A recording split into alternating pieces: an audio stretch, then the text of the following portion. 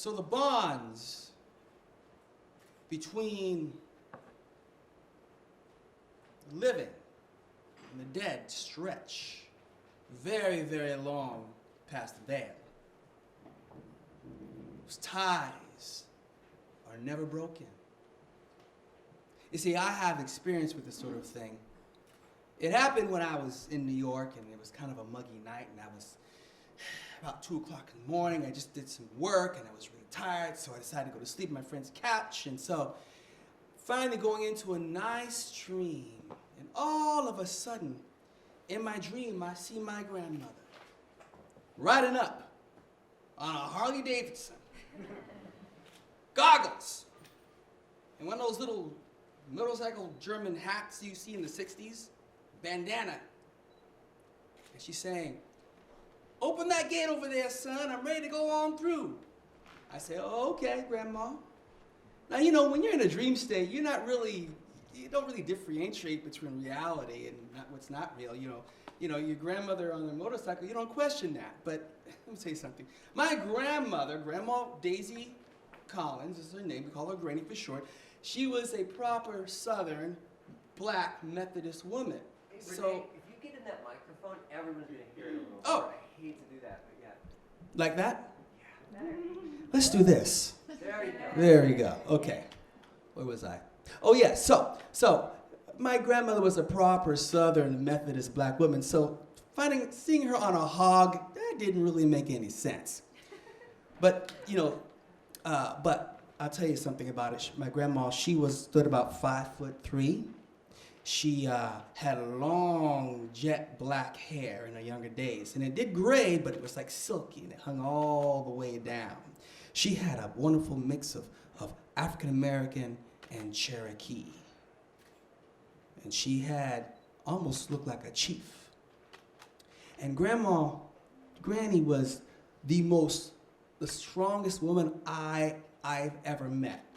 Because I guess you gotta be pretty strong to have birth 12 children and then deal with a husband who had 19 children from another lady. So you had to be strong.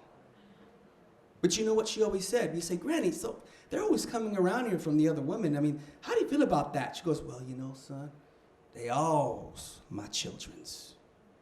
All of them. So when they come down, she say, 'Y'all hungry?'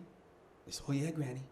I'll fix you something to eat.' And she'd get the big pot out and collard greens and some biscuits and ham hocks. Ooh, man. And they'd be eating, and she just went ahead and accepted them all in.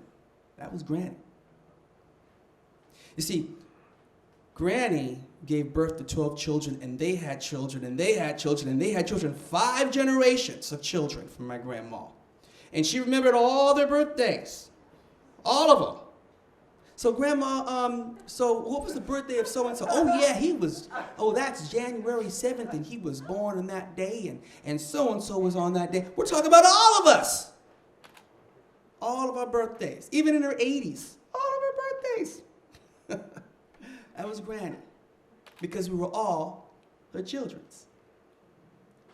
So Grandma was more than just a grandma to us. She was our matriarch, our center post. She was the connection from of the past, the present, and the bedrock for the future of all future generations. And she was our queen. No other royalty in the world could match up to our grandma. I'm serious. We all look at her as our queen. So when she passed, we took it pretty hard. But we understood why she had to pass. You see, my grandmama died at 100 years old of natural causes and very, very peaceful state. And when that happened, I went down to the funeral, and I was one of the pallbearers, and I had to pick up the casket along with my 6 other cousins, all men, all proud men of the Collins family, and we took the casket and laid it right down on the gravesite and gave her a kiss and said our goodbyes. I went back to New York, heartbroken obviously, but also a little bit confused and concerned because I didn't have the rent. I had a baby and a wife, and I was a little bit concerned about how am I going to take care of all these needs. I'm sitting there on my bed and I'm puzzling about how am I going to take care of all these different things. And all of a sudden, I feel this presence around me. The presence is swirling around me like a gigantic wind, a tornado. And it was my grandma. I knew it was her. And she was there. And I said, Granny? And she said, ask me. Ask me.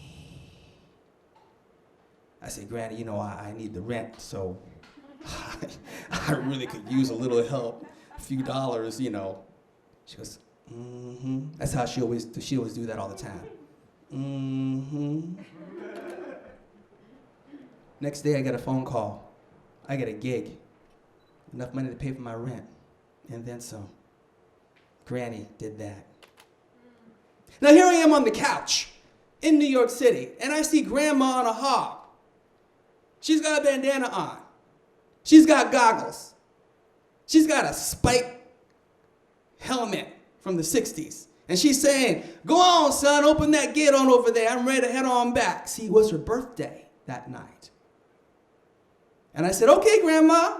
And I go over and I go open that gate over. And she goes on through. She hits the throttle. And she goes all the way up that gate, all the way up the road. And the dust is going behind her. And I felt that kind of, oh, she's going again. I said, happy birthday, Grandma. God, I love you. And at that moment, all of a sudden, a wind enveloped me. And I felt her in my cells. I felt her in my blood. I felt her all over me. I was like, whoa, what's going on here? And I felt her take me in between the dreaming state and the waking state, that middle point. And she enveloped me, and all the images of all of our experiences came and flooded into my mind. And she said, you all was my children's. And I remember when you first came, I was so proud because you were the last Collins to carry on the name. And I held you so tight, and I used to tickle you, and we would just laugh. And I used to love to make you your biscuits because I know you love my biscuits. And I used to be so proud to see you eat those biscuits. And I remember when you brought your son to me. And that helped me come back from dead because I almost left. And I came back for your son. Yes, y'all's my children's. And then like a wind, it left. And she was gone. You know, I called my dad the next day. I said, hey, Dad, I had this dream. Oh, yeah? And my dad talked to me. He goes, oh, yeah? What's up, son? So I had a dream that Grandma was riding on a motorcycle. Boy, what you been smoking? He would say to me. And I told him the rest of the story about what happened. He goes, yeah, son, that's Grandma. She always still comes around.